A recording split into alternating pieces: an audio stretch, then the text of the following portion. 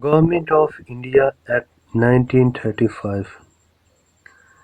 The Round Table Conference could not achieve anything in spite of their best efforts to solve the constitutional problems of India. However, there was one important factor in the holding of these conferences that they amply manifested the public opinion to enable the government to fully understand the problems and to take some concrete steps to solve them easily and carefully. The recommendations of the Round Table Conference were contained a white paper which was published in 1933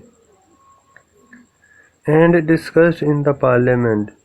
A committee was set up under the chairmanship of Lord Linlithgow, the Viceroy of India, to consider the recommendations of the white paper. The other members of the committee were the Aga Khan, Muhammad Zafarullah Khan, Shafat Ahmad Khan, Abdur Rahim and A. H. Ghaznavi. The report of the committee was published in 1934, which was contained in a Bill of Law.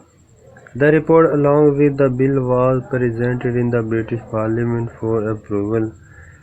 The Parliament passed the bill which, after the royal assent on 24th July 1935, was enforced in the country as Government of India Act 1935.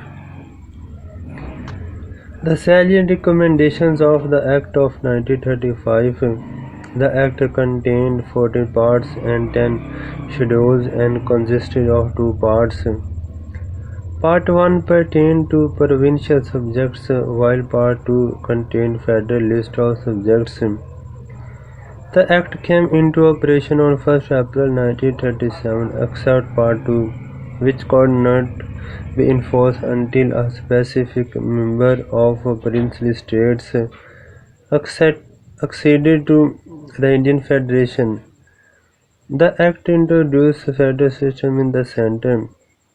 The provincial reforms were the provinces were given more authority and powers, and for the first time the provinces were made the separate entities. The system of hierarchy was scrapped in the provinces and introduced in the center. Three lists of the subjects were drawn up, which were the federal list, the provincial list, and the concurrent list. The provincial legislatures were given powers of legislation on provincial and concurrent subjects. The provincial executive was handed over to the representatives of the people, who were accountable before the provincial legislatures. The country was divided into 11 provinces.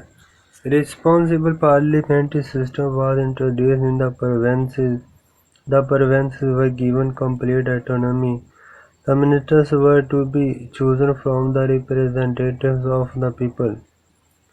Every province was given a council of ministers whose advice was held binding on the governor. However, in the discharge of his responsibilities, the governor was to act under the general control of the Governor-General. Special powers were to given the governors for the protection of the rights of the minorities. An appraisal of the Act of 1935. The Act of 1935 failed to satisfy various political sections of the country. The Planters of India rejected it, for it did not meet the demands of the different political factions. Quaid-e-Azam declared it as a defective document. Rajagopalacharya declared it as worse than the system of hierarchy.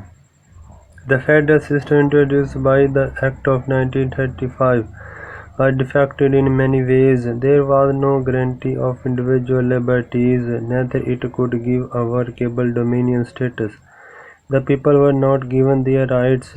All authority was vested in the Parliament, which was under British influence. The system of hierarchy, which had failed in the province, was introduced in the centre without any prospective results. The vast authority was given to the governors in the provinces.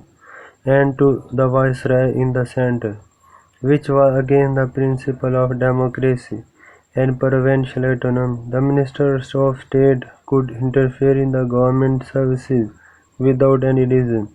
The central part of the act could not be enforced and was suspended for some time. However, the provincial part of the act was enforced on 1st April 1937, under which the elections were to be held in the country. It was the roadmap to give the new democracy to the people of India. It was a struggle by the British to settle down the problems of Indian politicians.